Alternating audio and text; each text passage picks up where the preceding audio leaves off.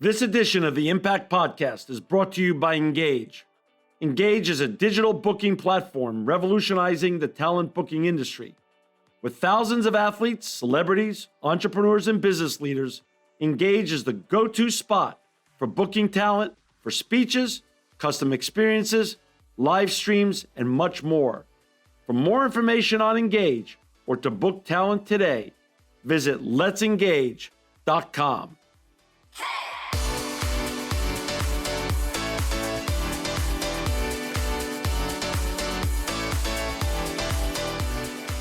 Welcome to another edition of the Impact Podcast. I'm John Shegerian. This is a very special edition of the Impact Podcast because we've got with us Mike Sarraille. He's the founder and CEO of the Talent War Group. He's also written this new great book that every leader out there should be reading. Welcome to the Impact Podcast, Mike.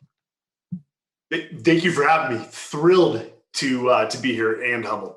Mike, this is great because our good friend Dean Stott introduced us, and Dean's been on the show, and Dean's just a wonderful guy and one of the great badasses that are out there that make the world a better place. You are very cut out of the same cloth and similar. But before we get talking about your new book, The Talent War, and your group, the Talent War Group, and for people who want to find Mike and his great group of people, they could go to talentwargroup.com.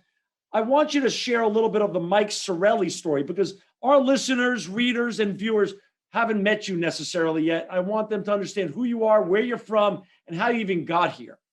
Well, I've got to start with a shout out to Dean. You're absolutely right. Actually, Navy SEALs turned to Dean Stott for a little bit of motivation. That's who I listen to. I listen to his podcasts in the morning. No, he's a great individual. Right. John, I was born and raised in the Bay Area. I did something very uncharacteristic from usually what the kids in my town do. I came from a town called Atherton. Sure. I guess the best way to say is very affluent. I enlisted in the Marine Corps. So probably a black eye to the reputation of my parents. I'm joking. They were very proud. We're talking about talent today. The one thing we want is for all our subordinate leaders from the top to the bottom of our organizations to be a representative of our organizations out in town. And for me, I didn't come from a military lineage. I met a Force Recon Marine. For the listeners, if you don't know what Force Recon is, there are a bunch of badasses in the Marine Corps. It was their special operations community before it got renamed. It's known as MARSOC. And this individual, I'm an 18-year-old kid, probably 130 pounds at the time. He was humbly confident. He smiled. He was respectful to everyone. The way he carried himself, you just wanted to be this guy as a young man. And so, I basically found out what organization he was from, and that made up my mind. I'm joining that organization. If that's the product they turn out, then I want to be just like that. And that's what pushed me over the edge to join the Marine Corps. And I did make it into the recon community. I did become a scout sniper in the Marine Corps. And then I met some Navy SEALs. And I'm like, okay, that's my next challenge. So Marine Corps was good. After 5 years, they let me go try out for the Navy SEALs. I had to enter into the Navy as an officer and made it the SEALs, did 10 combat deployments. The majority of those deployments was at an organization called Naval Special Warfare Development Group. It's the top 2% of the SEAL teams. It belongs to an organization known as the Joint Special Operations Command. And I'll tell you, I was surrounded by men and women that performed at a much higher level. So on a day-to-day basis, I basically had to pay rent every day to just maintain a spot at that organization until they said, okay, you're good. Go off and do other things. And I retired out of the SEALs, and it brings me to the business world. Got it. How long ago was that when you came into the business world? So my last tour in the Navy was at the University of Texas while Admiral William McRaven was there. Admiral McRaven, famous for the Make Your Bed speech, also in charge of special operations. And I got my MBA from the University of Texas. Got it. I was with an organization which some people hail as the very best in the world in special operations. Quite frankly, it is. Right. And, when I entered the business world, my business acumen was low. That's not the set of skills we used in the SEAL teams. We used a very unique set of skills, a lot of risk mitigation, very good at diligent planning, very good at details. And so I had to learn the business side, the business acumen. So I went and got an MBA at the age of 39, surrounded by a bunch of 27-year-olds. I learned as much from those 27-year-olds as I did from the professors. And then I identified for me entrepreneurship, value creation in front of my eyes, starting from scratch with an idea and turning it into a business that provides value to customers, and customers are willing to pay a lot of money for it. And I've only been retired for 3 years. I am loving it. I am making mistakes on a daily basis. I go with the Charlie Munger quote: anyone who tells you business is simple is an idiot. It's one of the most complex things in the world. I'm learning that the hard way, and I've got a lot of growth. Come back to me in 30 years. I'll tell you how I'm doing. I'm going to come back to Charlie Munger in a little bit, because I'm glad you brought him up, because there is another famous quote that I want to go into. But before we get to Charlie Munger, let's talk about the forward of this book. And again, it's the Talent War book, and you can find Mike and his great group at the talentwargroup.com. The Talent War. This book, look at it here. Reading is an active form of education. I read my books. I mark them up, both with Post-it notes and my pen. And this was a great book. We're in the process right now. I told you this off the air, but I want our listeners to hear this. We're in the process of hiring a CFO now, a very important position at a company like ours. And I'm going to tell you, this book upped our whole game and the level of responsibility and care that we're going to be putting into this process. And this is going to be our roadmap. This book is a great book. All leaders, entrepreneurs, or anyone else that's considering being a business, sports, or any other type of leader out there, this book is the book. And I read a lot of books because of this podcast and because of my own interests. This book is the book. You've taken it to a whole nother level. Let's talk about Jocko Willink, Mike. He wrote the forward. He's Mr. Discipline Equals Freedom. I've read his books. Talk a little bit about your relationship with him and the importance of him writing the forward for this great book. Yeah, you know what? People tell us the best part of that book was the forward, and that doesn't hurt my ego at all. Jocko is a pretty inspiring leader. Right. What makes him unique is he does what he says, and he is disciplined. And again, he's a leader that people emulate to be. So Jocko and I served in the SEAL teams. I was a younger SEAL. He was towards the end of his career, but we ended up in one of the worst battles of the Iraq War, the Battle of Ramadi in 2006. We cut our teeth together. He was my task unit commander. He is a coach. He's a mentor. And I was involved with Echelon Front, which is a leadership consultancy for the last 2 years. I'm breaking off to go stand up another company to which we won't get into because it's private equity backed. I'm pretty excited about that on top of the Talent War Group. But Okay. We all need coaches and mentors. John, I'll tell you a quick story. I remember attending a dinner in honor of a guy named Admiral Bobby Inman. And Bobby Inman he was the former de facto director of the CIA. Of course, he was a four-star admiral in the Navy. And Bobby, I want to say he was, I think he's in his 80s. Well, two of the keynote speakers were Mike Flynn and Robert Gates. And again, gentlemen who are not young, but still consider Bobby their mentor to this day. I don't care if you're the CEO of a Fortune 500. I don't care if you're the CEO of Google, even Sergey Brin and the rest, all considered Bill Campbell the $1 trillion coach, a coach and mentor. And that's one of the biggest parts of leadership.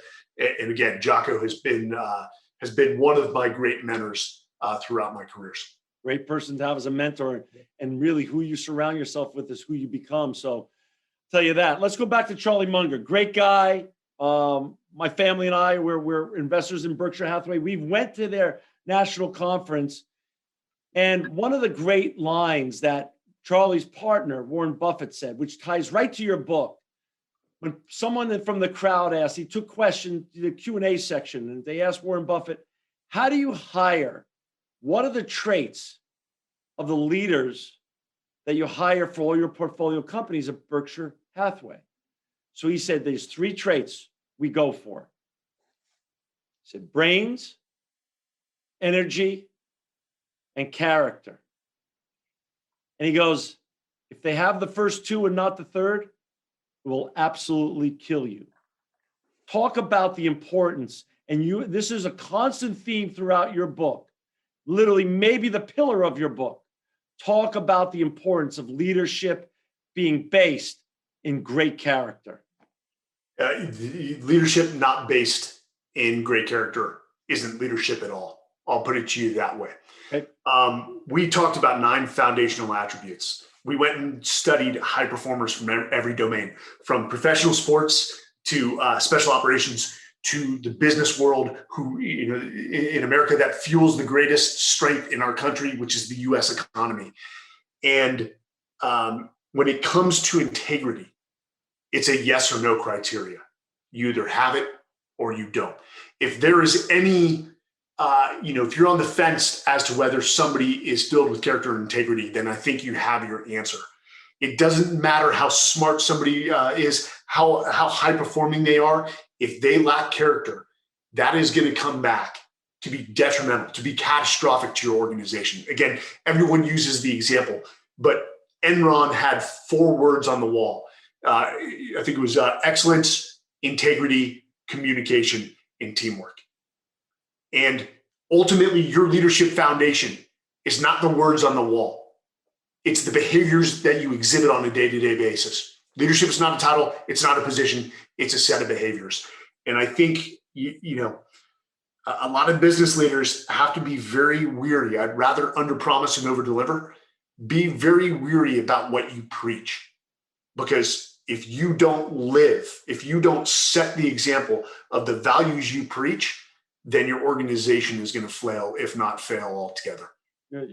I think you're exactly right, and you got it right. You make these big and bold promises, and you underperform, and that delta is going to be where people really judge you then.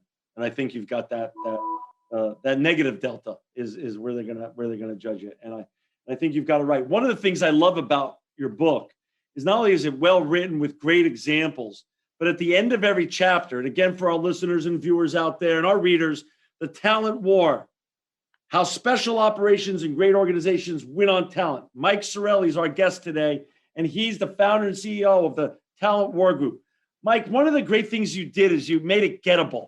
You made your book and the information gettable. And so many authors forget that. So many authors just talk where they're at, and they don't understand that we're all at different levels of experience, of need, of education, and they don't make their information gettable. Here is in the middle of the book. I mean, again, just your chapters all have key takeaways. So even if you missed something when you were going through the chapter or you didn't understand something, there's clear and concise takeaways at the end of every chapter. You mentioned the 9 factors. Can you walk our listeners through those 9 factors that really make up a great leader, since you did all the homework in the study? I read it in the book, but I'd rather you walk our viewers and listeners through it. Yeah, absolutely. So the first one is drive. And that's what, Charlie Munger and Warren Buffett were really sort of relating to is that energy.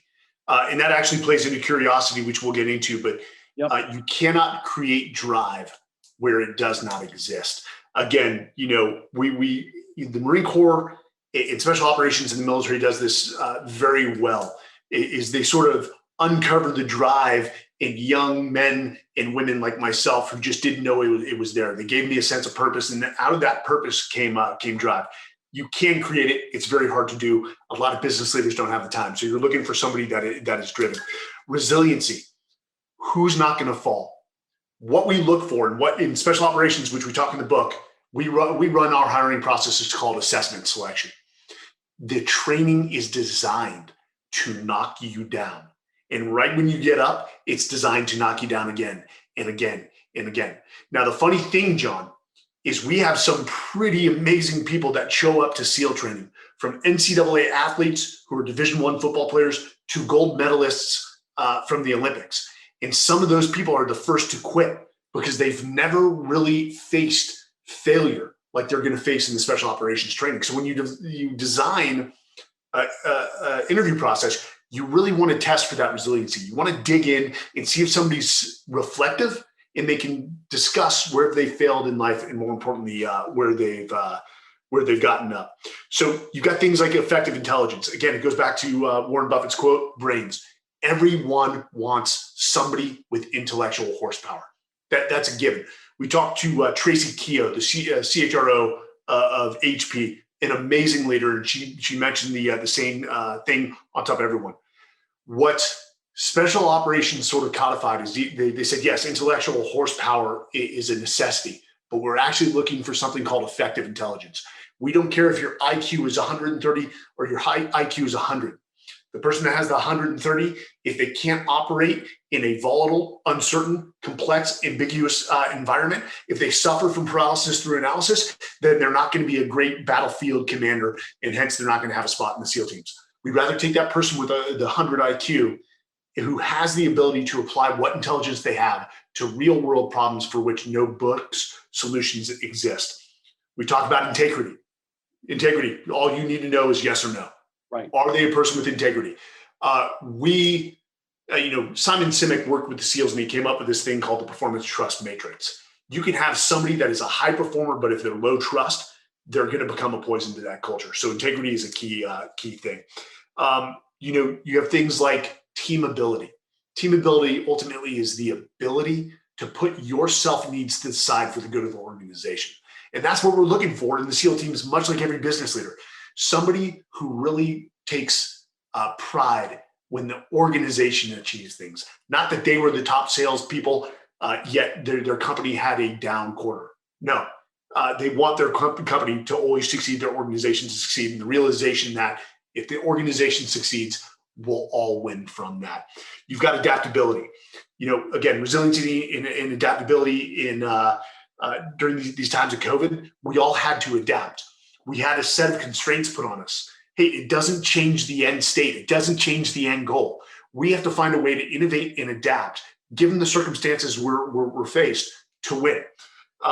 You've got curiosity. This was something that Tracy Keogh and even one of the really founding fathers of Delta Force talked about, is they said their best employees are the ones that are in their 50s, but still have this fire in the belly to understand how things work the way they work, why we do things the way we do things, not to question authority, but to see if there's a better way. And that curiosity really leads to a lot of innovation.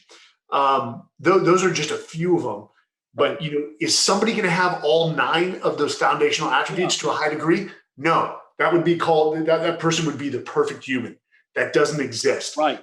I might be high in drive. I might be low in, team ability. So ultimately for organizations, don't come up with an interview process to look for all 9. Come up with a talent profile for each role within your company and identify the attributes that matter to that role.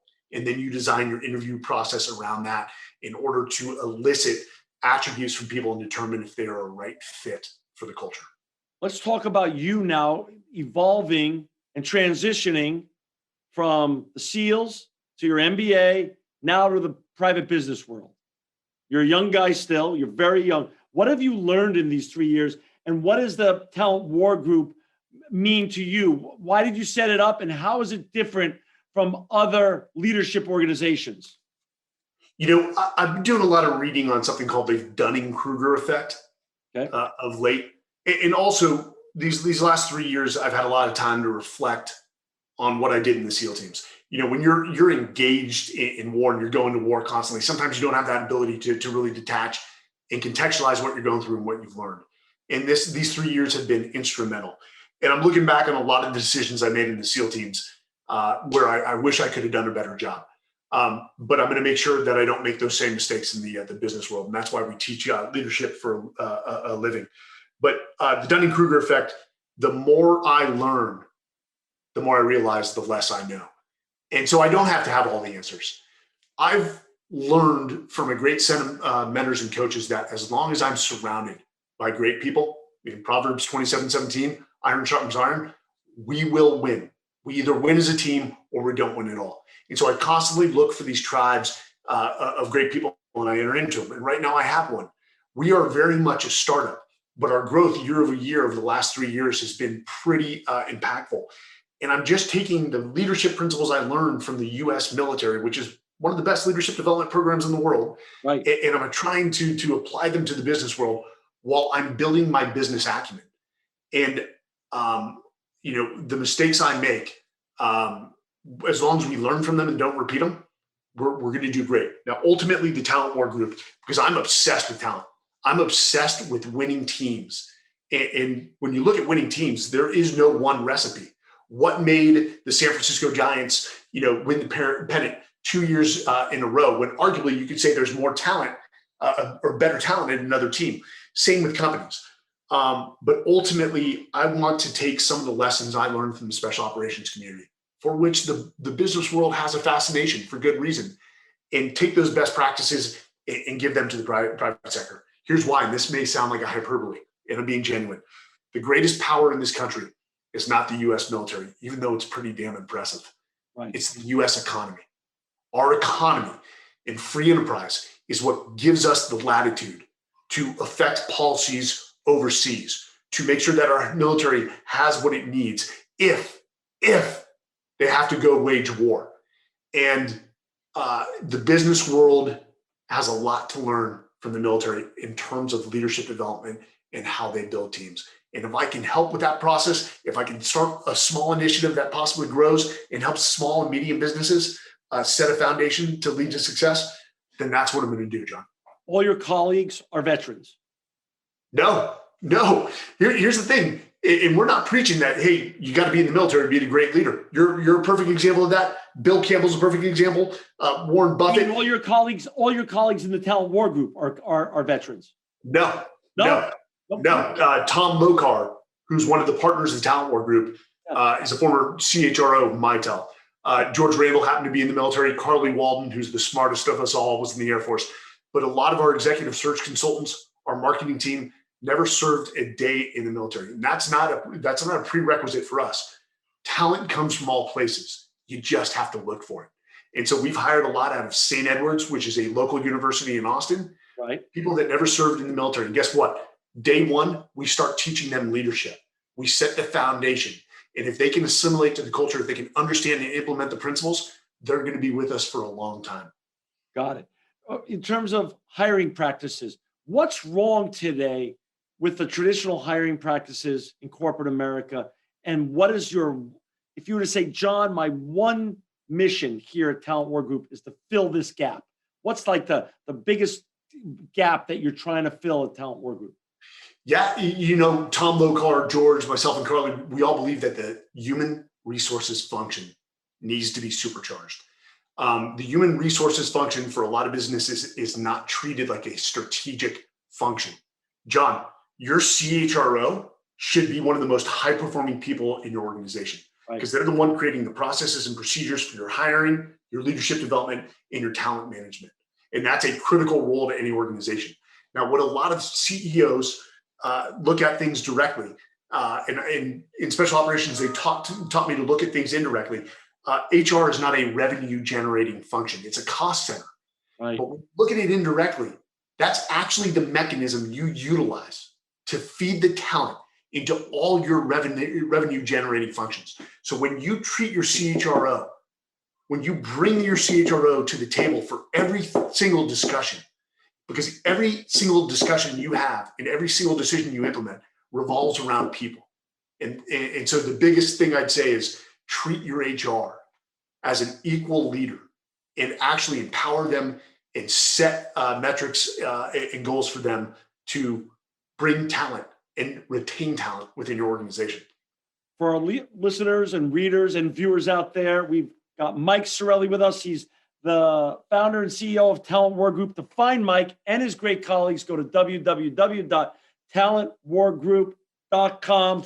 Buy his new book, The Talent War. I've read it, as you can see here. Mike, when someone hires your firm, they're hiring your firm. Is it a startup? Is it a $1 billion company, or everything in between? And why? What's the number one reason they come to you to hire your firm to help them do what? Yeah, absolutely. So Talent War Group is an executive search firm and a talent advisory. So if you're looking for senior leaders from the C-suite down to general manager, that's what we focus on. We love primarily to focus on the HR function. If you're looking for a high-performing, aggressive CHRO, chief people officer, chief talent officer, that's what Tom Lokar and George Randall do for a living. And they know the space. Both of them have 20 plus years. They both have proven track records of creating world-class, best-in-class talent acquisition and talent management programs. From the talent consulting side, we would rather come in and help you set up the processes and procedures, again, to create a world-class talent acquisition program, as well as a talent management program, rather than just placing individual leaders in your organization. So we do both, and they're mutually supporting, but we love creating relationships, long-term relationships with the companies by doing that talent advisory. It doesn't matter whether you're a Fortune 500. We do love working with small to medium businesses because that's where my heart is. I want to see them set the foundation to grow into Fortune 500s. Right. But we work across all domains. We're industry agnostic. Again, high performers have the same set, the common threads, same set of attributes as anyone else. You're 3 years into it. You're a young entrepreneur. You've got your whole life in front of you and your career in front of you with a lot of amazing and experiences that people would not necessarily get exposed to. What's your vision and what's your dream with the Talent War Group, and where do you want to take this?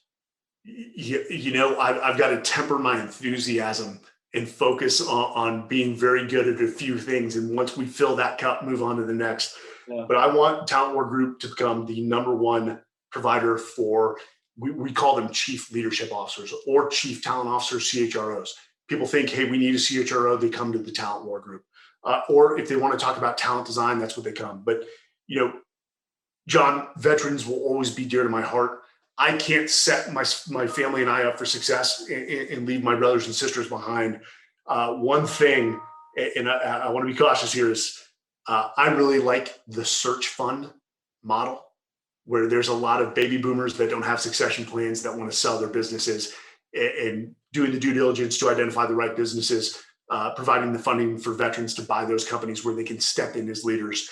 And like me, learn things the hard way, but knowing that their drive, their ability to adapt, to learn, their curiosity, and their ability to deliver just outstanding customer service, I know they'll grow those businesses. So that's sort of my 5-year plan, is creating the fund within Talent War Group. That's wonderful. We need more help with veterans.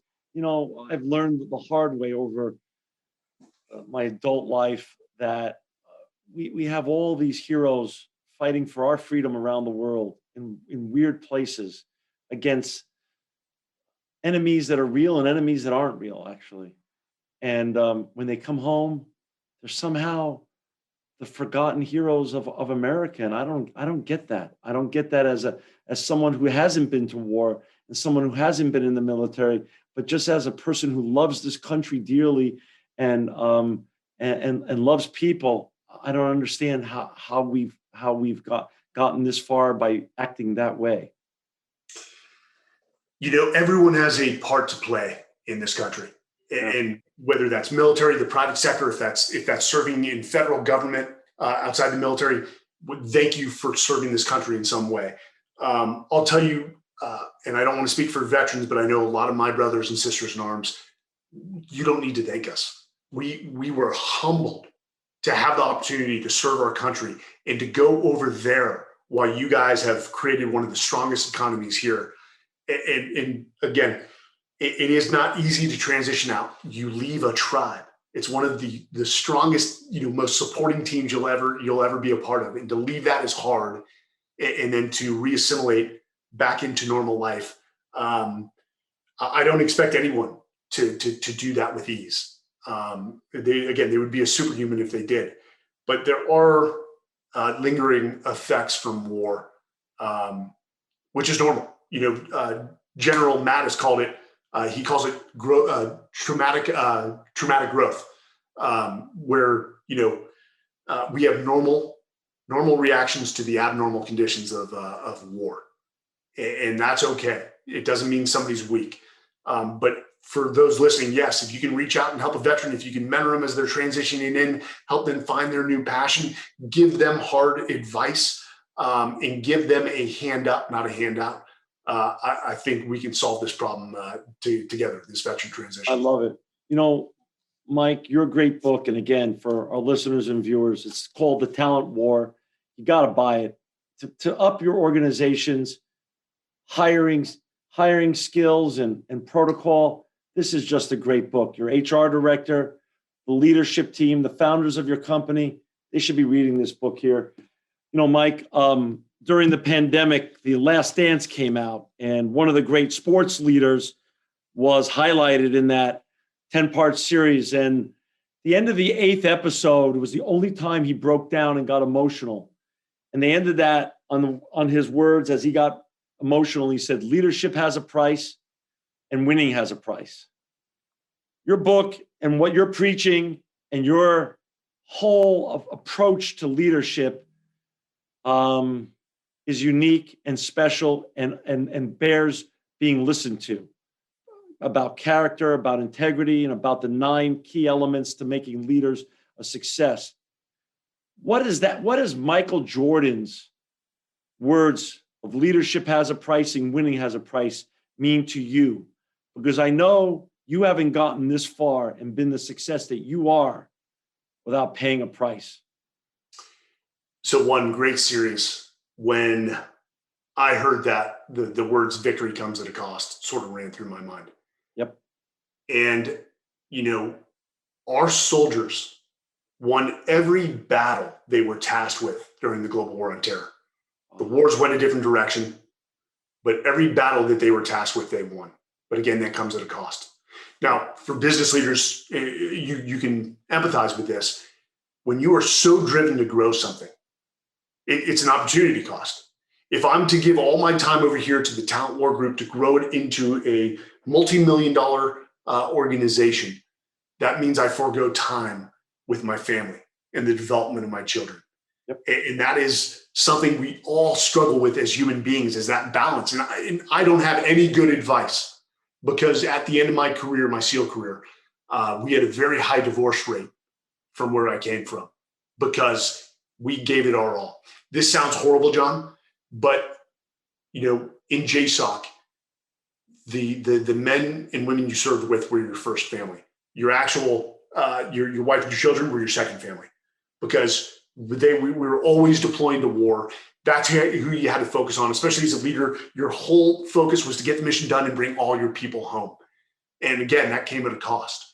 And I didn't balance my career well. And towards the end of my 20-year career, I ended up in a divorce, and I never wanted that for my children. So the only advice I can give is you've got to pull back every once in a while as a leader. You have to reflect, and you have to ask yourself what's important. And you don't have to take everything on. If you do train your team so well, it starts to take more off your plate, knowing as a leader of an organization that I have the right people in the right positions with the right training to seize opportunities at their level or to solve problems. It's almost what General McChrystal talked about in Team of Teams, is creating the one culture that really matters, a decentralized command. And if you can do that, that actually helps you get back to balance. But that's something I still struggle with to this day, is how do I maintain that balance and not make it a Pyrrhic victory. Right. For our listeners and viewers out there, to find Mike and his colleagues, please go to www.talentwargroup.com. You can buy The Talent War, Amazon.com, Barnes & Noble, other great bookstores. Mike, I'm going to give you the last word, but before I give you the last word, before we say goodbye for today, at least, first of all, at the top of the show, I should have said thank you, thank you, thank you, and God bless you for the service you've done, the great service you've done representing our country around the world, protecting our freedom as an American. I just want to say thank you from our listeners and from our viewers. We don't get to do this stuff without you doing your important work and your colleagues and other veterans doing their important work around the world. So God bless you and thank you for that work. I also want to thank you for your time today, the generosity of your time today, for coming on the Impact Podcast and sharing your journey, sharing your important and wonderful book, and hopefully sharing your vision of great leadership and what that means and what that should mean to entrepreneurs and other leaders around the world. It's a very inspiring story. Mike, I'll give you the last word. I just want to say thanks again for your time today. Hey, John, thank you. The only thing I'll say is, we didn't realize this when we started the book, George and I, my co-author, but the best part about this book is the amount of people we've got to meet and to have a discussion about leadership and talent like we're having here. So we've expanded our network. We've met some amazing people. And so that's the real reward that we got from writing that book. The only thing I'll say to leaders is make sure that you're taking time to step back when you can, as often as you can, and contextualize what you're doing, to give yourself your own personal debrief, not necessarily about what you're doing right, but where you can improve in life. Reflection is one of the greatest attributes of the leaders I've ever worked for. They were always asking themselves, can I do this better? And where do I need to improve? And then taking steps or taking action to actually implement change into their lives and ultimately become better. And when you become better, you make the people around you better. Thanks again, Mike. Look forward to having you back on, hearing the continued journey that you're on right now, the Talent War Group. And God bless you and God bless America. Thanks again for being with us today. Mike Sarraille. Thank you, John. This edition of the Impact Podcast is brought to you by Trajectory Energy Partners. Trajectory Energy Partners brings together landowners, electricity users, and communities to develop solar energy projects with strong local support. For more information on how Trajectory is leading the solar revolution, please visit trajectoryenergy.com.